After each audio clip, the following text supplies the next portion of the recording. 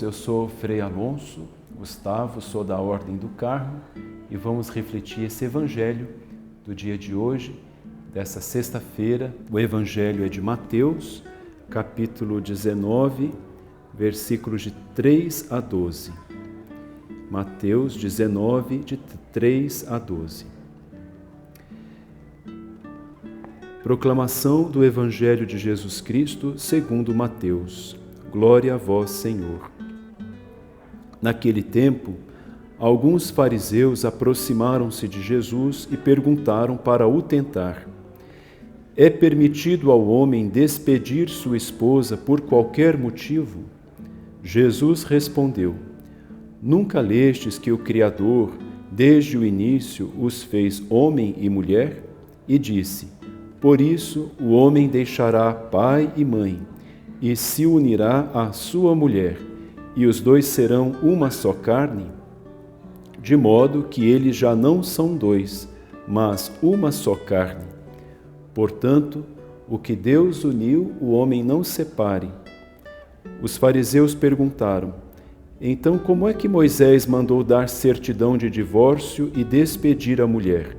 Jesus respondeu: Moisés permitiu despedir a mulher por causa da dureza do vosso coração, mas não foi assim desde o início.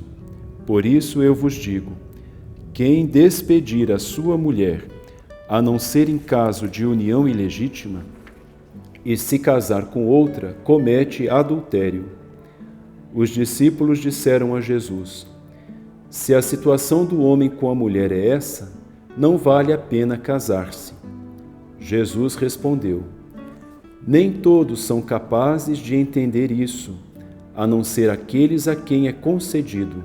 Com efeito, existem homens incapazes para o casamento, porque nasceram assim. Outros, porque os homens assim os fizeram. Outros ainda se fizeram incapazes disso por causa do reino dos céus. Quem puder entender, entenda. Palavra da salvação. Glória a vós, Senhor. Meus irmãos e irmãs, a família está no coração de Jesus, porque a família é onde cresce o amor, onde Deus cresce em nós.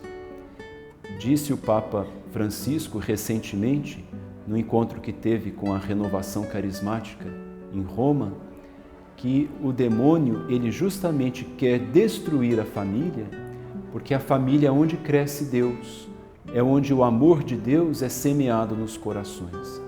Então Jesus aqui, ele está defendendo a família. O que Deus uniu, o homem não deve separar, diz o Senhor. Diante dessa palavra de Jesus, o que pensar? O que devemos pensar de tantos casais, pessoas que casaram na igreja e não deu certo o seu casamento?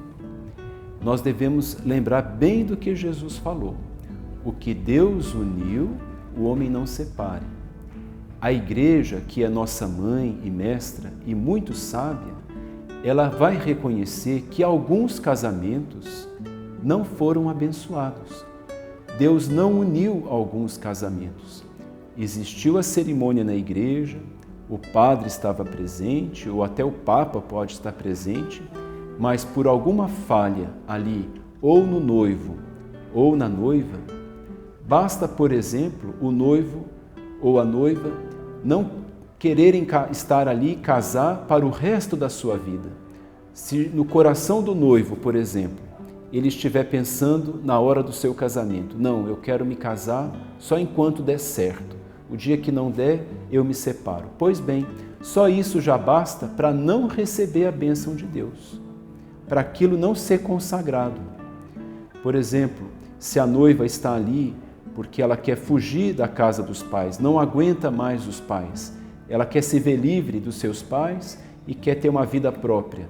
E ela está ali não por causa do noivo, não por causa do sacramento, não por assumir a família que Deus está. E isso também já invalida aquele ato. Mesmo que tenha tido cerimônia, aliança, água benta, mesmo que tenha tido festa, porque Deus conhece o coração de cada um. Outro motivo também que invalida os casamentos, o casal que casa e não quer ter filhos, está fechado aos filhos. Isso também invalida o casamento, porque faz parte essencial do sacramento a pessoa, o casal, estar aberto aos filhos. Se o casal não quer ter filhos e nem sonha em ter filhos, isso também invalida o casamento, porque Deus disse, crescei e multiplicai-vos. Faz parte da essência do matrimônio, o casal está aberto a ter os seus filhos. Então, se o casal não quer ter, Deus também não abençoa essa união. Por exemplo, o rapaz casa, mas ele quer casar, ficar casado só de segunda a sexta. Sábado à noite ele pensa, liberdade, quero ter outras namoradas, quero ter outras mulheres. Também isso Deus não pode abençoar um casamento que já na sua raiz já está podre, já está falho. Portanto, a Igreja reconhece que muitos casamentos não foram unidos, não foram abençoados. E por isso a Igreja, na sua sabedoria, após um longo processo que às vezes demora até 2 anos no tribunal eclesiástico, a Igreja então declara, depois de muita investigação, de muita conversa com o homem, com a mulher, com as testemunhas da amizade dos dois, depois de muita entrevista, ela então declara se aquele casamento então foi nulo, ou seja, não existiu diante de Deus, existiu a cerimônia, mas não existiu a bênção de Deus. Portanto, a Igreja declara que aquilo ali foi nulo, é uma nulidade, e os dois são declarados livres para se casar com quem quiser, para casar inclusive até com a mesma mulher se quiser, mas eles estão livres, nunca foram casados. Portanto, a Igreja não tem o poder de anular casamento. A Igreja não faz isso, porque aquilo que Jesus disse permanece. O que Deus uniu, o homem não pode separar. Nem um anjo separa, nem o Papa separa o que está unido, o que está abençoado por Deus. O que a Igreja faz é investigar e, em certos casos, e infelizmente nos dias de hoje, em muitíssimos casos, a Igreja reconhece que aquele casal não foi abençoado no seu casamento e, portanto, eles estão livres para, então, realizar o verdadeiro casamento que a Igreja diz que eles podem se casar. Não de novo, porque não vão se casar de novo na Igreja, porque o primeiro não valeu. Então, vão se casar agora de verdade, depois, então, de terem mais consciência, de saber o que realmente estão fazendo. O mesmo caso, por exemplo, vale para um padre, um jovem que quer ser padre, mas não aceita todas as condições inerentes à condição de ser padre. E é a mesma coisa, a ordenação daquele jovem não vale também diante da Igreja. E depois, Jesus termina dizendo uma coisa muito bonita, que algumas pessoas não se casam por causa do reino dos céus. É interessante que talvez aí Jesus esteja mesmo se defendendo, porque o próprio Jesus nunca se casou. E talvez os próprios fariseus e as outras pessoas estivessem olhando para Jesus assim, com um certo olhar estranho. Por que esse mestre de Nazaré não se casou? Porque todos os rabinos tinham a sua mulher, todos se casavam. Por que Jesus não se casou? E Jesus, então, ele vai se explicar, se justificar. Ele vai dizer, existem aqueles que não se casam, que se decidem não se casar por causa do reino dos céus. E ele diz uma coisa muito interessante. Quem puder compreender, compreenda. Ou seja, Jesus sabe que as pessoas que não se casam, que permanecem solteiras, não porque têm medo do casamento, medo de mulher, ou medo do marido, ou medo de assumir as responsabilidades de ser pai e de ser mãe, o medo de ter filhos. Não por isso, mas por causa do reino dos céus, ou seja, por causa de Deus, por causa de um amor maior, por causa de uma vontade de uma doação às pessoas, uma doação que vem do próprio Deus, Jesus ele reconhece que isso é difícil de reconhecer. Mas então Jesus aí ele justifica na igreja todos aqueles que não se casam. E ele defende então os solteiros, não aqueles que não se casaram por medo, por preguiça ou por vagabundagem.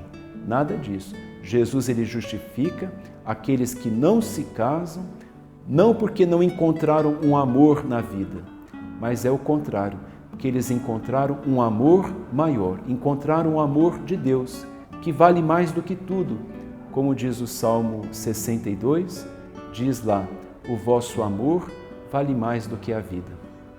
Portanto, nesse dia que a gente ouve esse Evangelho, rezemos pelas nossas famílias, pelos casais e rezemos também por aqueles que não se casam por causa do reino dos céus e vão se dedicar à vida consagrada como freira, como uma evangelizadora, uma missionária, um padre, um diácono, os seminaristas.